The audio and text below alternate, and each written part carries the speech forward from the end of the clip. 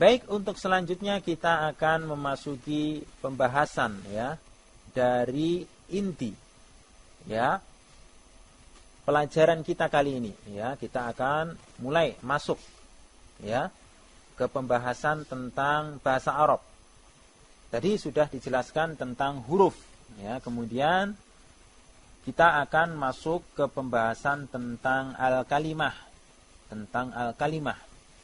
Al-kalimah dalam bahasa Arab ya, dalam ilmu nahwu dia mempunyai arti kata ya, mempunyai arti kata.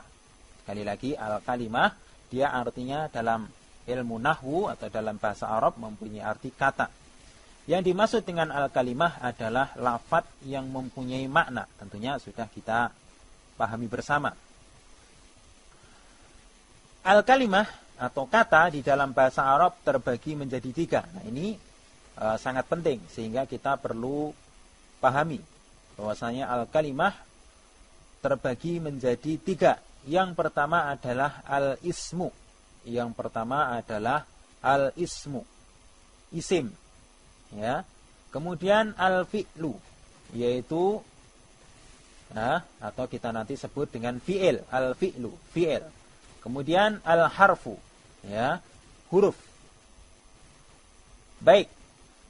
Untuk masing-masing definisinya kita akan jelaskan secara singkat. Sekali lagi, pembagian al-kalimah atau kata di sini sangat penting. Oleh karena itu kita hendaknya menghafalnya, kita pahami bersama. Untuk kelompok yang pertama dari al-kalimah yaitu isim. Itu tadi al-ismu, isim. Yang dimaksud dengan isim adalah kata yang menunjukkan atas suatu makna di mana kata tersebut tidak terikat dengan waktu. Ya, kita perhatikan bahwasanya isim dia tidak terikat dengan waktu. Atau dalam bahasa mudahnya kita katakan isim itu kata benda. Ya, kata benda dia tidak terikat dengan waktu. Ya, contoh misalnya kitabun yang mempunyai arti buku. Ya, kemudian baitun yang mempunyai arti rumah. Kemudian dinun yang mempunyai arti agama. Kemudian babun ya, babun yang mempunyai arti pintu. Kemudian ustadun yang mempunyai arti ustad. Kemudian syajaratun yang mempunyai arti pohon. Nah, kata-kata yang telah kami sebutkan tadi dia termasuk isim. Ingat, karena dia tidak terikat dengan waktu ya, dia tidak terikat dengan waktu. Untuk lebih jelasnya kita masuk kelompok yang kedua dari al-kalimah yaitu fi'il ya, yaitu fi'il. Baik, yang dimaksud dengan fi'il adalah kata yang menunjukkan atas suatu makna di mana kata tersebut terikat dengan waktu. Jadi perbedaan antara isim dan fi'il, kalau isim tidak terikat dengan waktu, kalau fi'il dia terikat dengan waktu ya. Waktu yang dimaksud di sini bisa waktu lampau ya, bisa waktu sekarang atau waktu yang akan datang ya. Kalau dalam bahasa kita untuk lebih mudahnya fi'il ini kita sebut dengan kata kerja ya. Kata kerja ya, tentunya terikat dengan waktu, baik waktu lampau, waktu sekarang maupun waktu akan datang. Tapi hal ini tidak berlaku untuk isim atau tadi kata benda, dia tidak terikat dengan waktu. Baik, yang termasuk contoh dari fi'il misalnya nasara artinya menolong. Kemudian kataba yang mempunyai arti menulis. Kemudian doroba yang mempunyai arti memukul. Kemudian jalasa ya, jalasa yang mempunyai arti duduk. Kemudian qatala ya, qatala yang mempunyai arti membunuh. Kemudian akala yang mempunyai arti makan. Nah, kata-kata ini adalah termasuk fi'il di mana dia terikat dengan waktu ya. Mungkin bisa menolong kan? Bisa telah menolong atau sedang menolong atau akan menolong. Nah, ini terikat dengan waktu. Makanya dinamakan dengan fi'il. Baik, itu kelompok yang kedua dari al-kalimah. Sekarang kita memasuki kelompok yang ketiga dari al-kalimah yaitu huruf ya, huruf.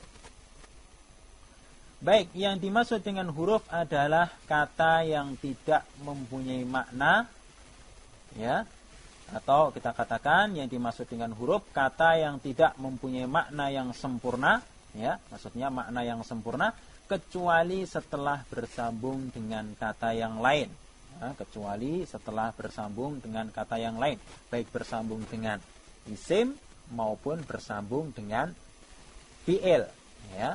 Dia tidak mempunyai makna yang sempurna kecuali setelah bersambung dengan isim maupun dengan fi'il.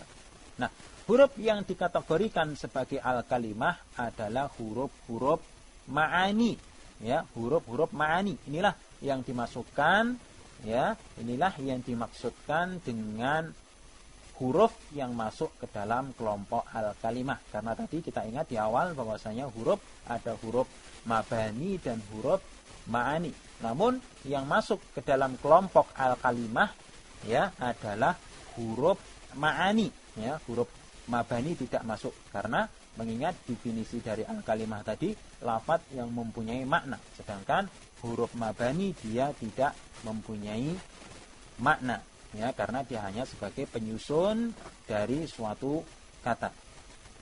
Kita kerja, nah, tentunya terikat dengan waktu, baik waktu lampau, waktu sekarang maupun waktu akan datang. Tapi hal ini tidak berlaku untuk isim atau tadi kata benda, dia tidak terikat dengan waktu.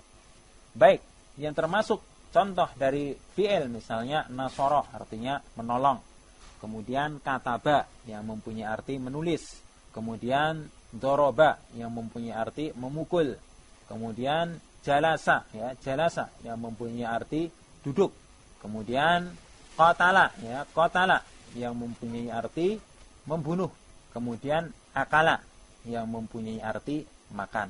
Nah, kata-kata ini adalah termasuk fi'il, di mana dia terikat dengan waktu, ya. Mungkin bisa menolong, kan? Bisa telah menolong atau sedang menolong atau akan menolong. Nah, ini terikat dengan waktu. Makanya dinamakan dengan fi'il. Baik, itu kelompok yang kedua dari al-kalimah. Sekarang kita memasuki kelompok yang ketiga dari al-kalimah, yaitu huruf, ya, huruf. Baik, yang dimaksud dengan huruf adalah kata yang tidak mempunyai makna, ya, atau kita katakan yang dimaksud dengan huruf kata yang tidak mempunyai makna yang sempurna, ya, maksudnya makna yang sempurna kecuali setelah bersambung dengan kata yang lain, ya, kecuali setelah bersambung dengan kata yang lain, baik bersambung dengan isim maupun bersambung dengan fi'il, ya. Dia tidak mempunyai makna yang sempurna kecuali setelah bersambung dengan isim maupun dengan fi'il. Nah, huruf yang dikategorikan sebagai al-kalimah adalah huruf-huruf ma'ani, ya, huruf-huruf ma'ani. Inilah yang dimasukkan, ya, inilah yang dimaksudkan dengan huruf yang masuk ke dalam kelompok al-kalimah. Karena tadi kita ingat di awal bahwasanya huruf ada huruf mabani dan huruf ma'ani. Namun yang masuk ke dalam kelompok al-kalimah, ya, adalah huruf ma'ani, ya. Huruf mabani tidak masuk karena mengingat definisi dari al-kalimah tadi lafadz yang mempunyai makna, sedangkan huruf mabani dia tidak mempunyai makna, ya, karena dia hanya sebagai penyusun dari suatu kata, ya, kecuali setelah bersambung dengan kata yang lain, baik bersambung dengan isim maupun bersambung dengan fi'il, ya. Dia tidak mempunyai makna yang sempurna kecuali setelah bersambung dengan isim maupun dengan fi'il. Nah, huruf yang dikategorikan sebagai al-kalimah adalah huruf-huruf ma'ani, ya, huruf-huruf ma'ani. Inilah yang dimasukkan, ya, inilah yang dimaksudkan dengan huruf yang masuk ke dalam kelompok al-kalimah. Karena tadi kita ingat di awal bahwasanya huruf ada huruf mabani dan huruf ma'ani. Namun yang masuk ke dalam kelompok al-kalimah, ya, adalah huruf ma'ani, ya. Huruf mabani tidak masuk karena mengingat definisi dari al-kalimah tadi lafadz yang mempunyai makna, sedangkan huruf mabani dia tidak mempunyai makna, ya, karena dia hanya sebagai penyusun dari suatu kata. Huruf ma'ani. Namun yang masuk ke dalam kelompok al-kalimah, ya, adalah huruf ma'ani, ya, huruf mabani tidak masuk karena mengingat definisi dari al-kalimah tadi lafaz yang mempunyai makna, sedangkan huruf mabani dia tidak mempunyai makna, ya, karena dia hanya sebagai penyusun dari suatu kata. Sedangkan huruf mabani dia tidak mempunyai makna, ya, karena dia hanya sebagai penyusun dari suatu kata. Sebagai penyusun dari suatu kata. Pada pertemuan kita kali ini, ya, kita akan sedikit, ya, membahas tentang ciri khas dari masing-masing apa yang dikenal dengan al-farqu bainal ismi wal fi'li. Kita akan membahas tentang perbedaan antara isim dan fi'il. Ya, perbedaan antara isim dan fi'il. Kalau kita mengetahui artinya tentunya mudah, bahwasanya kalau isim itu dia tidak terikat dengan waktu. Kemudian kalau fi'il dia terikat dengan waktu. Namun bagaimana kita bisa mengetahui secara sekilas, ya, walaupun mungkin tidak tahu artinya, ya, apakah itu disebut sebagai isim ataukah sebagai fi'il atau sebagai huruf? Maka di sini kita akan membahas masing-masing ciri dari isim maupun fi'il yang merupakan ciri khas dari masing-masing kelompok kata tersebut. Baik. Untuk yang pertama kita akan masuk ke pembahasan tentang alamatul isim, ya. Masuk pembahasan tentang ciri-ciri isim. Ya, di sana bahwasanya isim mempunyai ciri-ciri khas, ya, yang tidak dimiliki oleh selainnya, tidak dimiliki oleh fi'il, ya. Dia mempunyai ciri khas. Ciri yang pertama dari isim adalah at-tanwin. Maksudnya bagaimana?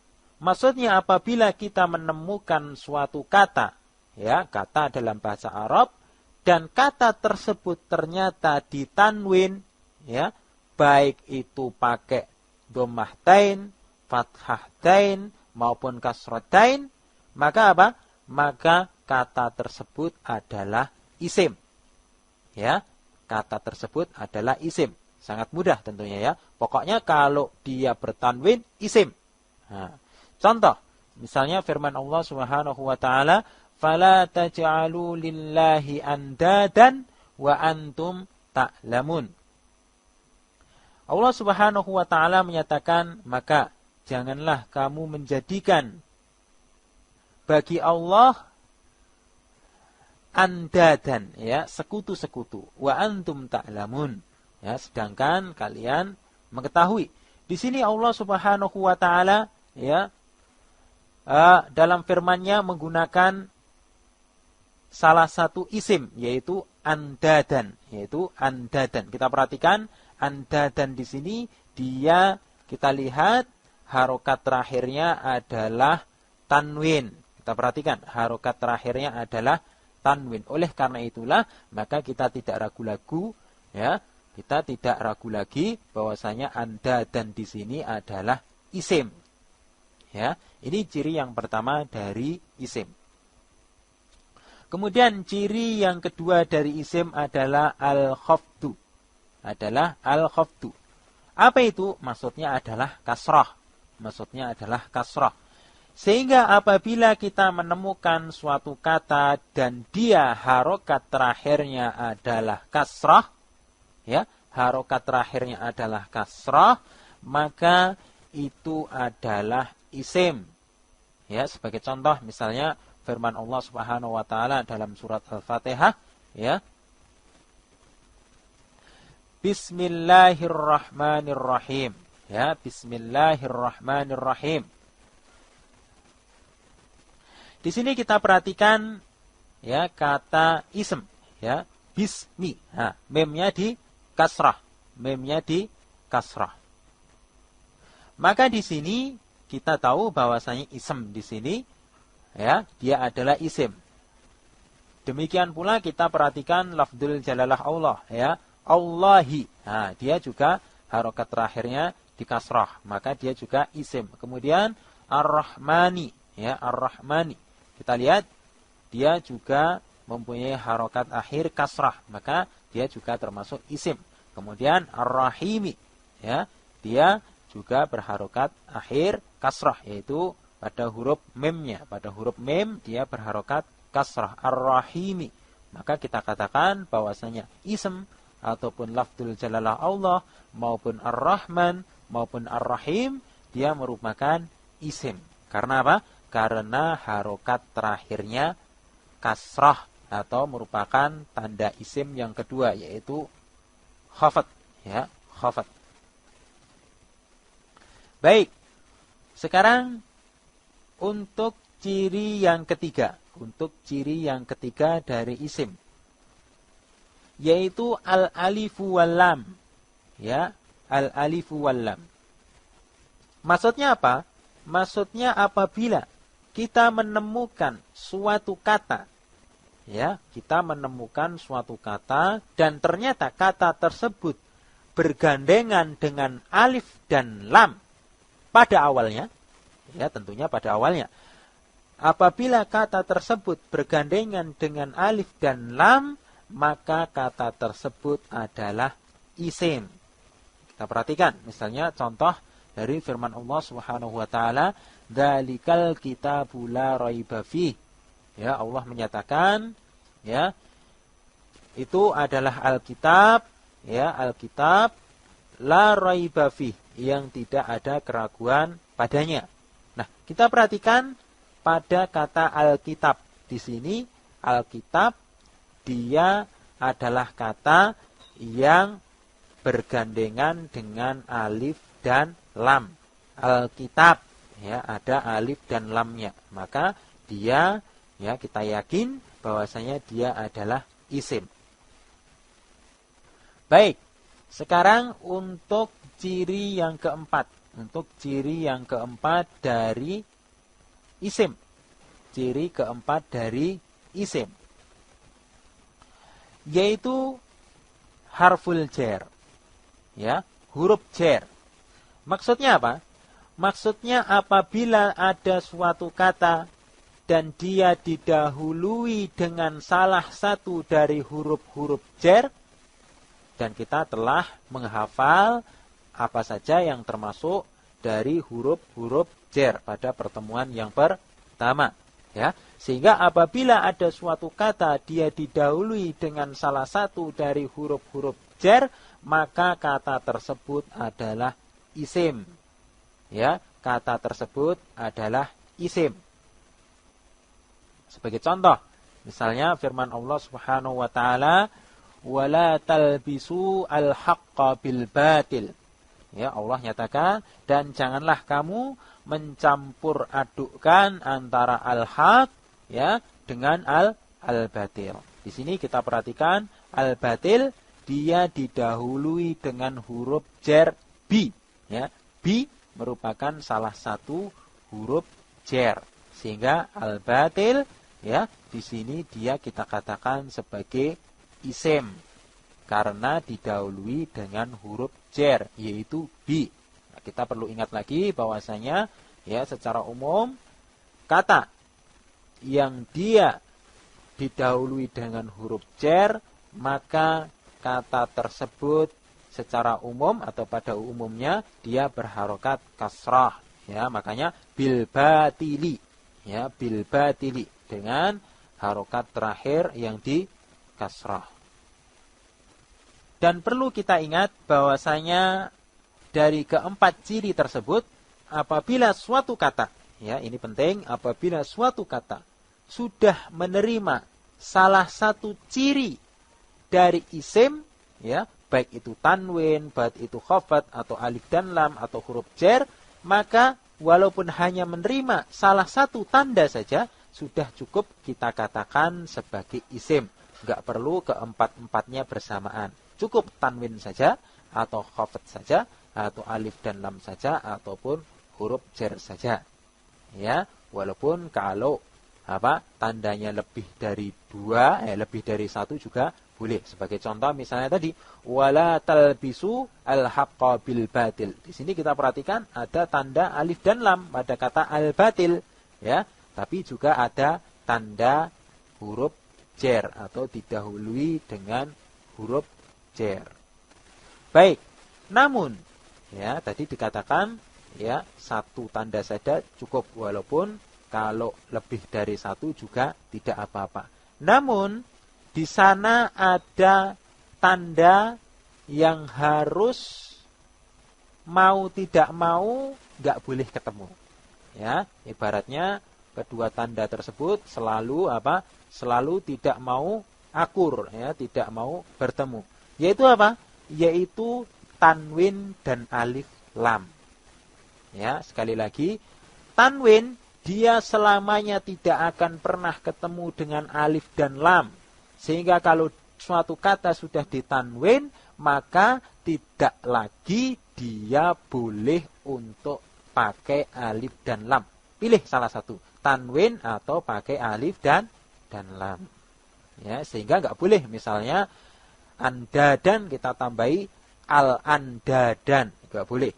Atau misalnya pada kata al-kitab, pada kata dzalikal kitabu la raiba fih, kita katakan dzalika al-kitabun, nggak boleh. Ingat, salah satu saja. Kalau sudah pakai alif dan lam, maka nggak boleh lagi pakai tanwin. Kalau pakai tanwin, nggak boleh lagi pakai alif dan lam. Tetapi kalau selainnya boleh. Ya, boleh dia tanwin tapi berharokat kasrah, yaitu khafat. Boleh dia tanwin dan didahului huruf jer atau yang lainnya. Tapi kalau tanwin selamanya nggak pernah ketemu dengan alif dan lam. Itu yang perlu kita perhatikan. Adalah kata yang bergandengan dengan alif dan lam. Alkitab, ya, ada alif dan lamnya. Maka dia, ya, kita yakin bahwasanya dia adalah isim. Baik, sekarang untuk ciri yang keempat. Untuk ciri yang keempat dari isim. Ciri keempat dari isim, yaitu harful jer. Ya, huruf jer. Maksudnya apa? Maksudnya apabila ada suatu kata dan dia didahului dengan salah satu dari huruf-huruf jer, dan kita telah menghafal apa saja yang termasuk dari huruf-huruf jer pada pertemuan yang pertama, ya. Sehingga apabila ada suatu kata dia didahului dengan salah satu dari huruf-huruf jer, maka kata tersebut adalah isim. Ya, kata tersebut adalah isim. Sebagai contoh, misalnya firman Allah Subhanahu wa taala, "Wala talbisu al-haqqa bil batil." Ya, Allah nyatakan, dan janganlah kamu mencampur adukkan antara al-haq, ya, dengan al-batil. Di sini kita perhatikan al-batil dia didahului dengan huruf jer bi, ya. Bi merupakan salah satu huruf jer. Sehingga al-batil, ya, di sini dia kita katakan sebagai isim karena didahului dengan huruf jer, yaitu bi. Nah, kita perlu ingat lagi bahwasanya, ya, secara umum kata yang dia didahului dengan huruf jer, maka kata tersebut secara umum atau pada umumnya dia berharokat kasrah, ya. Makanya bil batili, ya, bil batili dengan harokat terakhir yang di kasrah. Dan perlu kita ingat bahwasanya dari keempat ciri tersebut, apabila suatu kata, ya, ini penting, apabila suatu kata sudah menerima salah satu ciri dari isim, ya, baik itu tanwin, baik itu khafat atau alif dan lam atau huruf jer, maka walaupun hanya menerima salah satu tanda saja sudah cukup kita katakan sebagai isim. Enggak perlu keempat-empatnya bersamaan. Cukup tanwin saja, atau khafat saja, atau alif dan lam saja, ataupun huruf jer saja. Ya, walaupun kalau tandanya lebih dari dua, lebih dari satu juga boleh. Sebagai contoh misalnya tadi, wala talbisu al-haqqa bil batil. Di sini kita perhatikan ada tanda alif dan lam pada kata al-batil, ya. Tapi juga ada tanda huruf jer atau didahului dengan huruf jer. Baik. Namun, ya, tadi dikatakan ya satu tanda saja cukup, walaupun kalau lebih dari satu juga tidak apa-apa. Namun di sana ada tanda yang harus mau tidak mau nggak boleh ketemu. Ya, ibaratnya kedua tanda tersebut selalu Selalu tidak mau akur, ya, tidak mau bertemu. Yaitu apa? Yaitu tanwin dan alif lam. Ya, sekali lagi, tanwin dia selamanya tidak akan pernah ketemu dengan alif dan lam. Sehingga kalau suatu kata sudah ditanwin, maka tidak lagi dia boleh untuk pakai alif dan lam. Pilih salah satu, tanwin atau pakai alif dan lam. Ya, sehingga nggak boleh misalnya andadan kita tambahi al-andadan, nggak boleh. Atau misalnya pada kata al-kitab, pada kata dalikal kitabu la raiba fih, kita katakan dalika al-kitabun, nggak boleh. Ingat, salah satu saja.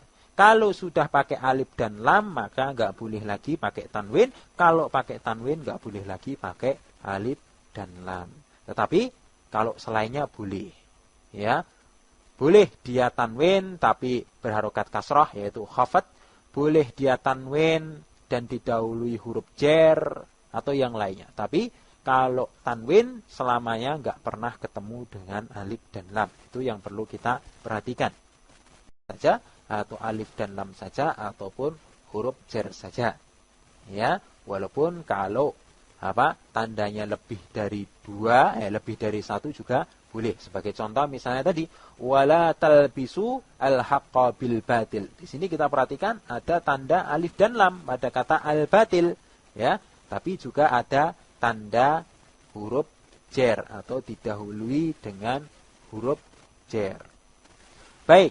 Namun, ya, tadi dikatakan ya satu tanda saja cukup, walaupun kalau lebih dari satu juga tidak apa-apa. Namun, di sana ada tanda yang harus mau tidak mau nggak boleh ketemu. Ya, ibaratnya kedua tanda tersebut selalu Selalu tidak mau akur, ya, tidak mau bertemu. Yaitu apa? Yaitu tanwin dan alif lam. Ya, sekali lagi, tanwin dia selamanya tidak akan pernah ketemu dengan alif dan lam.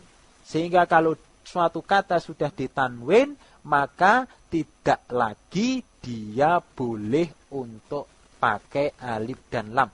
Pilih salah satu, tanwin atau pakai alif dan lam. Ya, sehingga nggak boleh misalnya andadan kita tambahi al-andadan, nggak boleh. Atau misalnya pada kata al-kitab, pada kata dalikal kitabu la raiba fih, kita katakan dalika al-kitabun, enggak boleh. Ingat, salah satu saja. Kalau sudah pakai alif dan lam, maka enggak boleh lagi pakai tanwin. Kalau pakai tanwin, enggak boleh lagi pakai alif dan lam. Tetapi kalau selainnya boleh. Ya. Boleh dia tanwin tapi berharokat kasrah, yaitu khafat. Boleh dia tanwin dan didahului huruf jer atau yang lainnya. Tapi kalau tanwin selamanya nggak pernah ketemu dengan alif dan lam. Itu yang perlu kita perhatikan. Dia boleh untuk pakai alif dan lam. Pilih salah satu, tanwin atau pakai alif dan lam. Ya, sehingga nggak boleh misalnya andadan kita tambahi al-andadan, nggak boleh. Atau misalnya pada kata al-kitab, pada kata dalikal kitabu la raiba fih, kita katakan dalika al-kitabun, enggak boleh. Ingat, salah satu saja. Kalau sudah pakai alif dan lam, maka enggak boleh lagi pakai tanwin. Kalau pakai tanwin, enggak boleh lagi pakai alif dan lam. Tetapi kalau selainnya boleh. Ya. Boleh dia tanwin tapi berharokat kasrah yaitu khafat. Boleh dia tanwin dan didahului huruf jer atau yang lainnya. Tapi kalau tanwin selamanya nggak pernah ketemu dengan alif dan lam. Itu yang perlu kita perhatikan. Boleh lagi pakai tanwin. Kalau pakai tanwin nggak boleh lagi pakai alif dan lam. Tetapi kalau selainnya boleh. Ya, boleh dia tanwin tapi berharokat kasrah yaitu khafat. Boleh dia tanwin dan didahului huruf jer atau yang lainnya. Tapi kalau tanwin selamanya nggak pernah ketemu dengan alif dan lam. Itu yang perlu kita perhatikan. Dia tanwin dan didahului huruf jer atau yang lainnya. Tapi kalau tanwin selamanya nggak pernah ketemu dengan alif dan lam. Itu yang perlu kita perhatikan. Selamanya nggak pernah ketemu dengan alif dan lam. Itu yang perlu kita perhatikan. Itu yang perlu kita perhatikan. Sekarang kita akan melanjutkan tentang ciri-ciri fi'il, alamatul fi'li. Ciri-ciri fi'il. Isim ada tandanya, demikian pula dengan fi'il, dia juga ada tandanya. Ciri yang pertama adalah qad. Qad. Qad, ya, dia bisa mempunyai arti sungguh, ya, bisa mempunyai arti kadang-kadang, atau bisa pula mempunyai arti hampir. Namun untuk kapan penggunaannya insya Allah kita akan bahas pada pertemuan yang akan datang. Namun yang jelas apabila ada suatu kata didahului dengan qad, maka kata tersebut adalah fi'il. Contoh misalnya firman Allah Subhanahu wa taala, qad alima kullu unasin mashrabahum. Ya. Di sini kita perhatikan kata alima, ya. Alima didahului dengan qad. Maka tidak ragu-ragu lagi bahwasanya alima merupakan fi'il, ya. Sesungguhnya ya setiap suku telah mengetahui ya tempat minum mereka masing-masing. Ya, di sini alima merupakan fi'il karena didahului dengan qad. Qad merupakan tanda fi'il. Kemudian ciri yang kedua adalah asin, ya, asin, yaitu huruf sa, huruf sa. Apabila ada suatu kata ya didahului dengan sa, ya, maka dia kita tebak adalah sebagai fi'il. Sa mempunyai arti akan, ya, mempunyai arti akan. Ya. Dari artinya saja kita tentunya sudah tahu bahwasanya akan itu berhubungan dengan waktu. Makanya dia termasuk kelompok fi'il. Sa artinya akan. Misalnya firman Allah Subhanahu wa taala, ya, saya ja'alullahu ba'da usri yusran. Ya, Allah menyatakan, ya, Allah akan menjadikan setelah ya kesukaran itu kemudahan, ya, setelah kesulitan kemudahan. Di sini kita perhatikan kata yaj'alu. Kata yaj'alu. Dia kita lihat didahului dengan huruf sa. Didahului dengan huruf sa. Maka yaj'alu ya merupakan fi'il.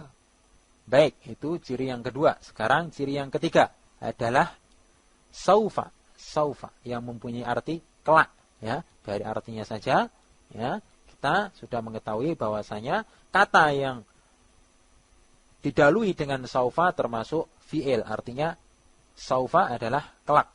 Misalnya firman Allah Subhanahu wa taala, kalla saufa ta'lamuna, ya, kalla saufa ta'lamun. Artinya adalah ya, janganlah demikian, ya, kelak kamu akan mengetahui, ya.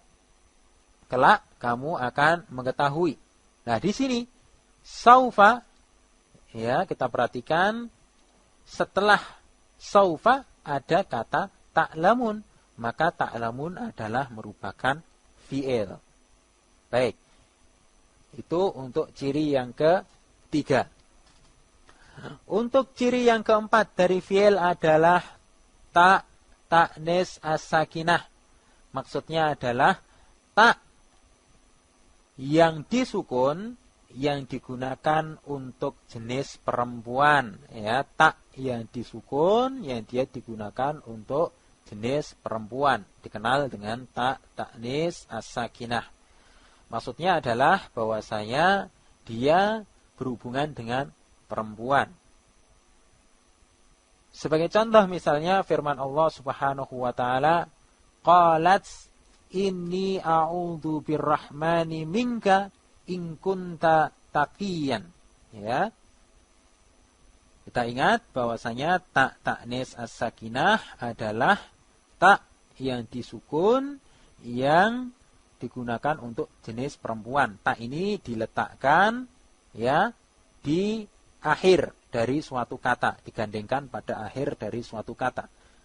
Sehingga qala, ya kita perhatikan dia digandeng dengan tak yang disukun, ya, qalat menjadi. Ya.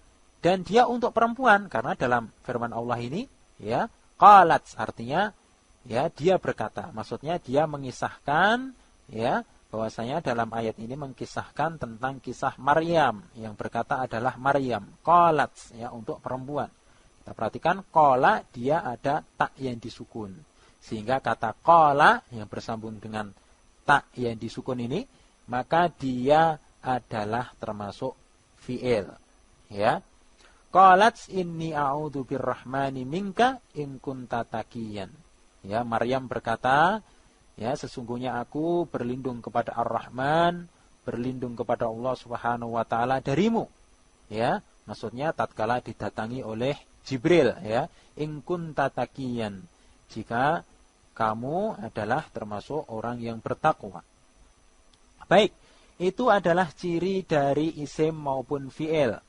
Ya, demikian pula, ya, sebagaimana pada isim, bahwasanya untuk fi'il, apabila suatu kata menemukan, ya, salah satu dari ciri-ciri tersebut, ya, baik itu qad maupun sin maupun saufa maupun tak ta'nis as-sakinah, walaupun hanya satu tanda sudah cukup kita katakan dia sebagai fi'il. Baik, kami kira sudah dapat dipahami. Baik, itu untuk ciri yang ketiga. Untuk ciri yang keempat dari fi'il adalah tak ta'nis as-sakinah. Maksudnya adalah tak yang disukun yang digunakan untuk jenis perempuan, ya, tak yang disukun yang dia digunakan untuk jenis perempuan dikenal dengan tak ta'nis as-sakinah. Maksudnya adalah bahwasanya dia berhubungan dengan perempuan. Sebagai contoh misalnya firman Allah Subhanahu wa taala, qalat inni a'udzu birrahmani minka in kunta taqiyan. Ya. Kita ingat bahwasanya tak ta'nis as-sakinah adalah tak yang disukun yang digunakan untuk jenis perempuan. Tak ini diletakkan, ya, di akhir dari suatu kata, digandengkan pada akhir dari suatu kata. Sehingga qala, ya, kita perhatikan dia digandeng dengan tak yang disukun, ya, qalat menjadi. Ya. Dan dia untuk perempuan karena dalam firman Allah ini, ya, qalat artinya, ya, dia berkata. Maksudnya dia mengisahkan, ya, bahwasanya dalam ayat ini mengisahkan tentang kisah Maryam, yang berkata adalah Maryam, qalat, ya, untuk perempuan. Kita perhatikan qala dia ada tak yang disukun. Sehingga kata qala yang bersambung dengan tak yang disukun ini, maka dia adalah termasuk fi'il. Ya. Qalat inni a'udzu birrahmani minka in kunta taqiyan. Ya, Maryam berkata, ya, sesungguhnya aku berlindung kepada Ar-Rahman, berlindung kepada Allah Subhanahu wa taala darimu. Ya, maksudnya tatkala didatangi oleh Jibril, ya, in kunta taqiyan. Jika kamu adalah termasuk orang yang bertakwa. Baik, itu adalah ciri dari isim maupun fi'il. Ya, demikian pula, ya, sebagaimana pada isim, bahwasanya untuk fi'il, apabila suatu kata menemukan, ya, salah satu dari ciri-ciri tersebut, ya, baik itu qad maupun sin maupun saufa maupun ta'nis as-sakinah, walaupun hanya satu tanda sudah cukup kita katakan dia sebagai fi'il. Baik, kami kira sudah dapat dipahami. Kita perhatikan qala dia ada tak yang disukun. Sehingga kata qala yang bersambung dengan tak yang disukun ini, maka dia adalah termasuk fi'il. Ya. Qalat inni a'udzu birrahmani minka in kunta taqiyan. Ya, Maryam berkata, ya, sesungguhnya aku berlindung kepada Ar-Rahman, berlindung kepada Allah Subhanahu wa taala darimu. Ya, maksudnya tatkala didatangi oleh Jibril, ya, in kunta taqiyan. Jika kamu adalah termasuk orang yang bertakwa. Baik, itu adalah ciri dari isim maupun fi'il. Ya, demikian pula, ya, sebagaimana pada isim, bahwasanya untuk fi'il, apabila suatu kata menemukan, ya, salah satu dari ciri-ciri tersebut, ya, baik itu qad maupun sin maupun saufa maupun ta'nis as-sakinah, walaupun hanya satu tanda sudah cukup kita katakan dia sebagai fi'il. Baik, kami kira sudah dapat dipahami. Adalah ciri dari isim maupun fi'il. Ya, demikian pula, ya, sebagaimana pada isim, bahwasanya untuk fi'il, apabila suatu kata menemukan, ya, salah satu dari ciri-ciri tersebut, ya, baik itu qad maupun sin maupun saufa maupun ta'nis as-sakinah, walaupun hanya satu tanda sudah cukup kita katakan dia sebagai fi'il. Baik, kami kira sudah dapat dipahami. Pun saufa maupun ta'nis as-sakinah, walaupun hanya satu tanda sudah cukup kita katakan dia sebagai fi'il. Baik, kami kira sudah dapat dipahami. Dia sebagai fi'il. Baik, kami kira sudah dapat dipahami. Kami kira sudah dapat dipahami. Pahami. Untuk selanjutnya kita, ya, kita perhatikan pada catatan, ya, kita perhatikan. Catatan yang pertama untuk kita perhatikan bahwasanya huruf tidak ada ciri khusus, ya, huruf tidak ada ciri khusus. Lalu bagaimana supaya kita untuk dapat mengetahuinya? Maka untuk mengetahuinya harus dihafal, ya. Tentunya kita di awal sudah menghafal apa itu huruf-huruf jar, apa itu huruf-huruf ataf, ya. Dia perlu untuk dihafal. Baik, untuk yang kedua, bahwasanya suatu kata sudah cukup dikatakan sebagai isim atau fi'il apabila telah menerima salah satu dari tanda di atas.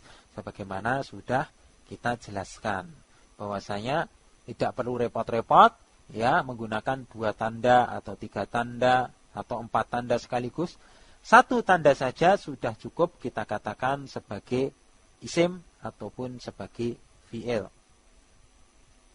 Untuk catatan yang ketiga pada ciri isim, ya, pada ciri isim antara tanda tanwin dan tanda alif dan lam tidak akan pernah bertemu. Sebagaimana tadi juga sudah kami jelaskan bahwasanya tanwin dan alif lam tidak bisa bertemu, tidak bisa didamaikan ini, ya, tidak bisa bertemu.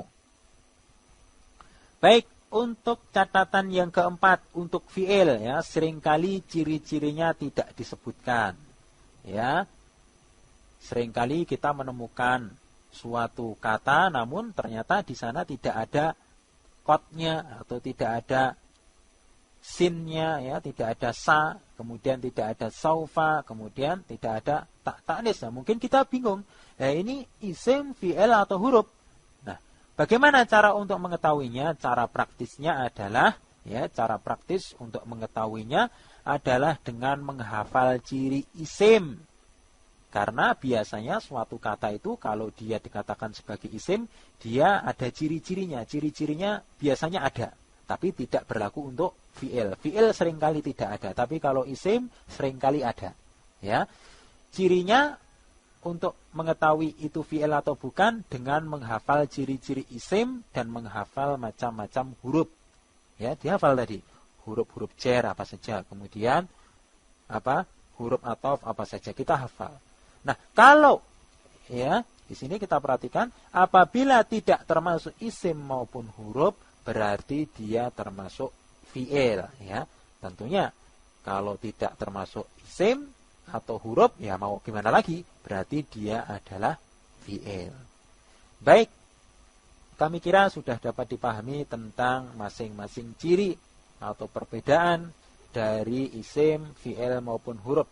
Untuk latihan, tentunya saudara-saudara sekalian bisa membuka Al-Quran atau membaca hadis-hadis Rasulullah SAW, kemudian berlatih sendiri mana yang termasuk isim, mana yang termasuk fi'il, dan mana yang termasuk huruf. Praktisnya adalah, ya, cara praktis untuk mengetahuinya adalah dengan menghafal ciri isim. Karena biasanya suatu kata itu kalau dia dikatakan sebagai isim, dia ada ciri-cirinya. Ciri-cirinya biasanya ada, tapi tidak berlaku untuk fi'il. Fi'il seringkali tidak ada, tapi kalau isim seringkali ada. Ya, cirinya untuk mengetahui itu fi'il atau bukan dengan menghafal ciri-ciri isim dan menghafal macam-macam huruf. Ya, dihafal tadi huruf-huruf jar apa saja, kemudian huruf athof apa saja kita hafal.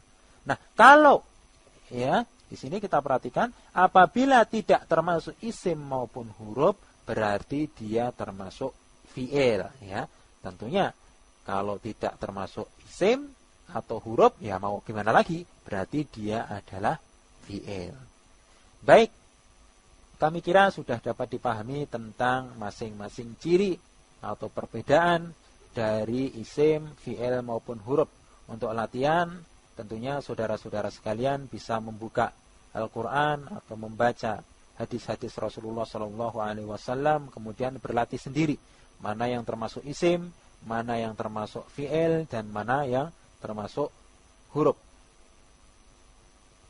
Tidak termasuk isim atau huruf, ya mau gimana lagi? Berarti dia adalah fi'il.